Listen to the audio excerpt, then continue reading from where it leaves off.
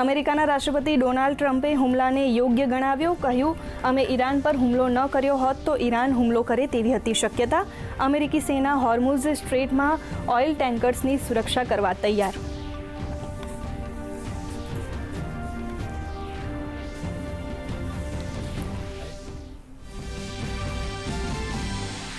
ભારતે ખાડી દેશોમાં 1 કરોડ નાગરિકોની સુરક્ષા અને કલ્યાણને ગણાવી સર્વોચ્ચ પ્રાથમિકતા. વાણિજ્ય મંત્રી પિયુષ ગોયલે જણાવ્યું, સરકારે પશ્ચિમ એશિયામાં બની રહેલી ઘટનાઓ પર નજર રાખવા માટે કરી આંતર મંત્રાલય સમૂહની રચના.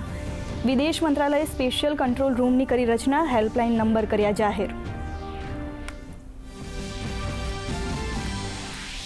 ઈરાને ખાડી દેશોમાં વધુ તીવ્ર હુમલા કર્યા. ઇઝરાયેલે પણ ઈરાનમાં કર્યા વધુ ઘાતક હુમલા.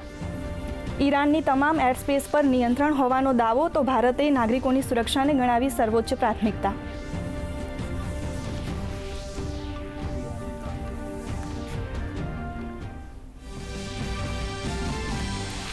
ફિનલેન્ડના રાષ્ટ્રપતિ ડોક્ટર એલેક્ઝાન્ડર સ્ટબ ભારતમાં રાજકીય પ્રવાસે આવી પહોંચ્યા. નવી દિલ્હીમાં 11મા રાયસીના સંવાદમાં 2026માં મુખ્ય અતિથિ અને પ્રમુખ વક્તા તરીકે રહેશે ઉપસ્થિત. રાષ્ટ્રપતિ દ્રૌપદી મુર્મુ અને પ્રધાનમંત્રી નરેન્દ્ર મોદી સાથે કરશે મુલાકાત.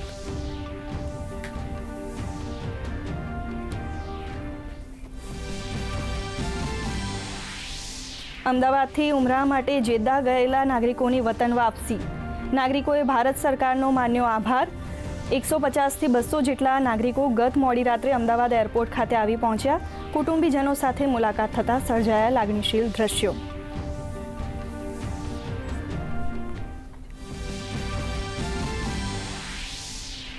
મિડલ ઇસ્ટમાં સંઘર્ષ વણસતા વૈશ્વિક શેરબજારોમાં મંદીનો માહોલ. ભારતીય શેરબજારમાં પણ ભારે કડાકો. સેન્સેક્સ 1600 તો નિફ્ટી 2% તૂટીને 24,400 પોઈન્ટ નીચે ખુલ્યા. લગભગ દરેક સેક્ટરમાં શેર્સમાં નબળાઈ. સોનાના ભાવમાં 2,000 તો ચાંદીના ભાવમાં 7,000નો ઉછાળો.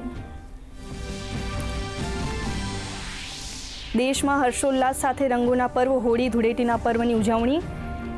સમગ્ર દેશમાં રંગાયો હોળીના રંગે તો રાષ્ટ્રપતિ, ઉપરાષ્ટ્રપતિ અને પ્રધાનમંત્રી નરેન્દ્ર મોદીએ દેશવાસીઓને પાઠવી હોળીની શુભેચ્છાઓ.